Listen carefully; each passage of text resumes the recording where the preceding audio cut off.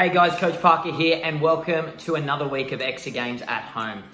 Today's game is going to be focusing on hand coordination as well as foot coordination and target practice. So what you're going to need to be able to play today are a variety of water bottles, otherwise plastic bottles, and a pair of socks. Otherwise, if you do have a small ball at home, you can use that instead of the socks. So let's get to it.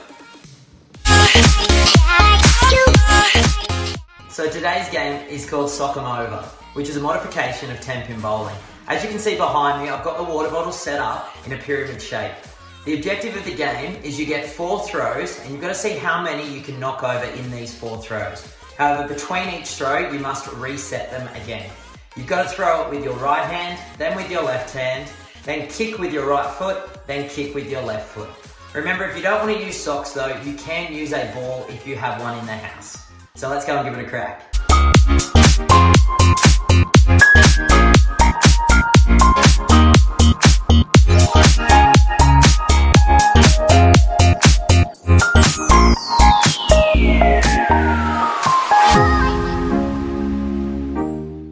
So that was Sock 'em Over. A modification for that game, you can actually put different points to the water bottles, and that helps with the kids in terms of their mathematics, challenges them a bit more when they're having to add it up.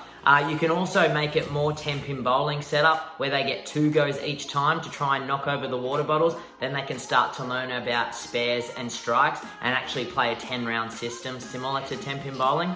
So yeah, that's just a few modifications. We'll put up a couple more on our page. Don't forget to like, share it around, and yeah, keep enjoying Exergames at home because I know we are. Bye.